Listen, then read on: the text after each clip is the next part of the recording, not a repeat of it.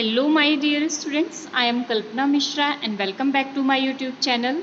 Students आज हम करने जा रहे हैं class 10 science chapter number 10 light reflection and refraction का नेक्स्ट पार्ट है हमारा laws of refraction of light. इसके पहले रिफ्रैक्शन क्या होता है ये चीज़ हमने समझ लिया था, ठीक है। नेक्स्ट मैं आपको उसको प्रैक्टिकली आपको बताऊंगी कि रिफ्रैक्शन कैसे होता है। जब लाइट एक मीडियम से दूसरे मीडियम में जाती है तो रिफ्रैक्शन होता है, मीन्स लाइट जो है अपनी ट्रैवलिंग की स्पीड जो है कम या ज़्यादा कर लेती है मीडियम पर, वो उसके डिपेंड करता है, ठीक है। तो अब उसका लॉ क्या है हमने आज उसको देखना है। तो law of reflection of light first क्या है, the incident ray and the reflected ray and the normal all lie in the same plane. तो जो इंसिडेंट रे होती है और रिफ्लेक्टेड रे होती है और नॉर्मल होती है वो सारी क्या होती है, सेम प्लेन पर होती है। जैसे कि हमने देखा कि ये क्या हो गया हमारा, यहाँ से ये इंसिडेंट रे हो गई, ठीक है, और उसके बाद ये हमारी नॉर्मल हो गई और ये क्या हो गई, रिफ्लेक्टेड रे, ठीक है। तो ये सारी क्या होती है, सेम प्लेन पर होती है। मीन्स ये अगर पेपर पे ये पेन इस तरीके से इंसिडेंट रे है और ये रिफ्लेक्टेड रे है और ये नॉर्मल है, तो ये सारे इस पेपर पे ही इसी तरीके से रखे रहेंगे, ना कि हम इसको जो रिफ्लेक्टेड रे वो थोड़ा सा ऊंचा रहेगा, तो ऐसा ऊंचा नहीं रहेगा, वो सारा क्या होगा, एक ही प्लेन पर रहेगा, ठीक है। तो ये क्या होता है, ये हमारा हो गया फर्स्ट रूल, ठीक है। Same as it is reflection of light का, सेम रिफ्लेक्शन ऑफ लाइट और रिफ्रैक्शन ऑफ लाइट का फर्स्ट लॉ क्या है, सेम है, ठीक है।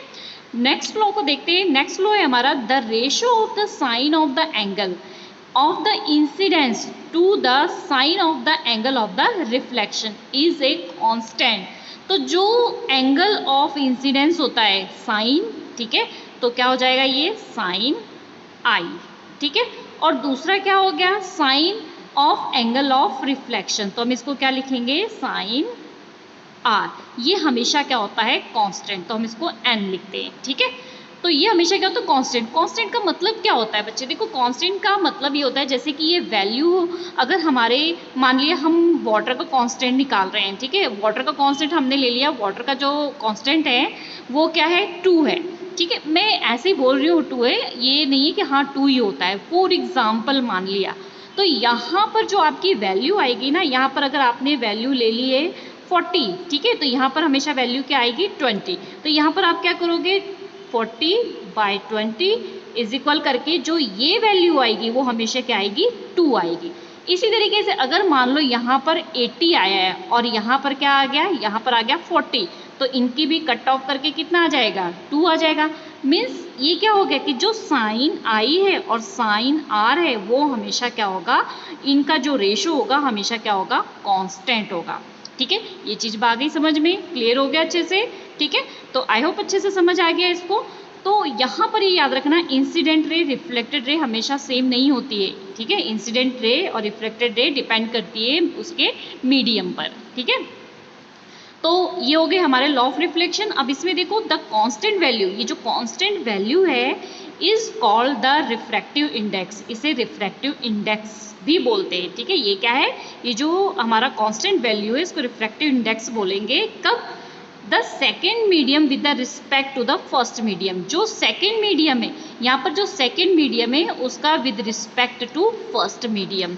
तो सेकेंड मीडियम हमारा क्या है, आर है, और रिस्पेक्ट टू कौन सा है, आई है। तो यहाँ पर हम इसको कैसे लिख सकते हैं, second medium to first medium, ठीक है। इसको ऐसे भी लिख सकते हैं, यहाँ पर n2/n1, ठीक है। इसको आगे हम रिफ्रैक्टिव इंडेक्स को पढ़ेंगे ना डिटेल में, तब आपको ये चीज़ अच्छे से क्लियर हो जाएगी, ठीक है। आपको रिफ्रैक्टिव इंडेक्स समझ आ गया। रिफ्रैक्टिव इंडेक्स क्या हो गया कि second medium with respect to first medium.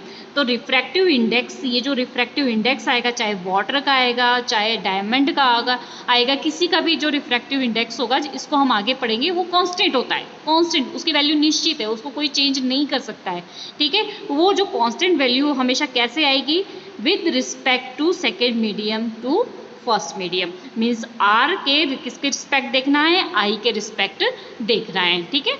तो ये आगे अगला टॉपिक है हमारा, उसमें हम अच्छे से इसको समझेंगे, ठीक है। तो this is known as Snell law. जो ये हमारा है ratio of sine of angle I और ratio of sine angle R, ये एक जो है कांस्टेंट होता है, इनका रेशो जो है कांस्टेंट होता है, इस लॉ को क्या बोलते हैं, स्नेल्स लॉ। कई बार एग्जाम में आपको ऐसे भी आ जाएगा सिर्फ कि व्हाट इज स्नेल्स लॉ, तो ये चीज़ आपको पता होना चाहिए। ठीक है, आई होप ये चीज़ क्लियर हो गई आपको स्टूडेंट्स। तो वीडियो को लाइक कर देना, चैनल पर नए हैं तो चैनल को सब्सक्राइब कर देना। Thanks for watching.